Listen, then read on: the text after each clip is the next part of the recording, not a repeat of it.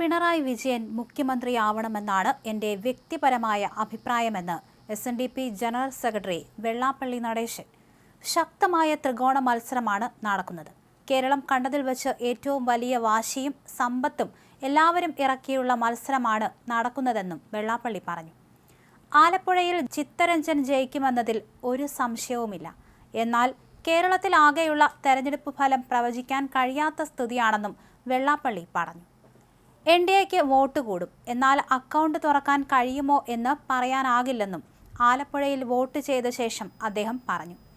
കേരളത്തിന്റെ ചരിത്രത്തിൽ ഏറ്റവും കൂടുതൽ പണമിറക്കി നടത്തിയ പ്രചരണവും വാശിയേറിയ പോരാട്ടവുമാണ് ഇക്കുറി നടന്നതെന്ന് വെള്ളാപ്പള്ളി പറഞ്ഞു.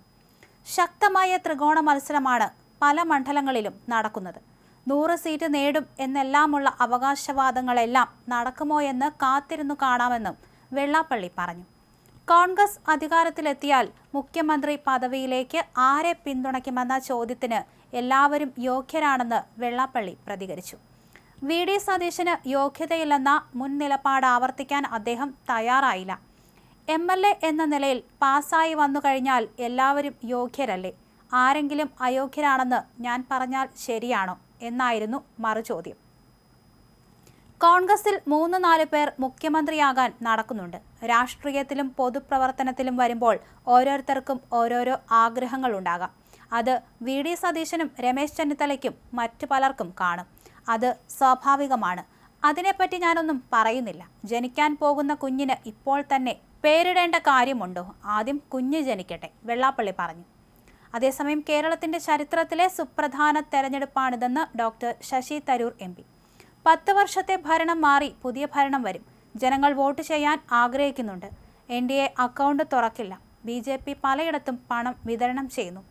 എന്താണ് നടക്കുന്നതെന്ന് ജനങ്ങൾക്കറിയാമെന്നും ശശി തരൂർ പറഞ്ഞു. BJPക്ക് വിജയസാധ്യതയുണ്ടെന്ന് അവകാശപ്പെടുന്ന മണ്ഡലങ്ങളിൽ പോലും ഇത്തവണ ശക്തമായ മത്സരമാണ് നടക്കുന്നത്. ഇത് തിരിച്ചറിഞ്ഞുകൊണ്ട് ജനം വിവേകപൂർവ്വം വോട്ട് ചെയ്യുമെന്നാണ് പ്രതീക്ഷയെന്നും അദ്ദേഹം പറഞ്ഞു.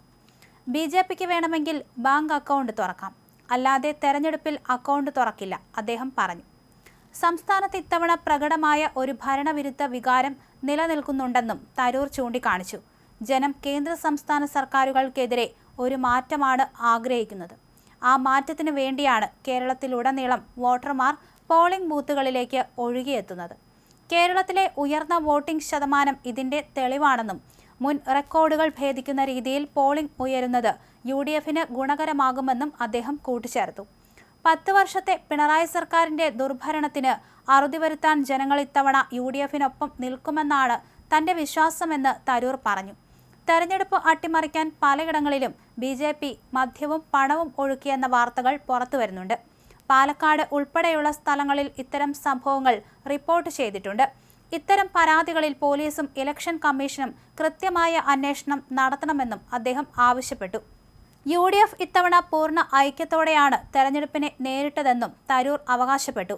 സ്ഥാനാർത്ഥി നിർണയവേളയിൽ ചെറിയ അഭിപ്രായ വ്യത്യാസങ്ങൾ ഉണ്ടായിരുന്നുവെങ്കിലും എല്ലാവരും ഒരുമിച്ച് പ്രവർത്തിച്ചു. എന്നാൽ LDFൽ നിന്നുള്ള പ്രമുഖ നേതാക്കൾ പോലും UDF സ്ഥാനാർത്ഥികളായി മത്സരിക്കാനെത്തിയത് ഇടതുമുന്നണിയുടെ തകർച്ചയായാണ് വിലയിരുത്തപ്പെടുന്നത്. വോട്ട് രേഖപ്പെടുത്തിയ ശേഷം മാധ്യമങ്ങളോട് സംസാരിക്കുകയായിരുന്നു അദ്ദേഹം.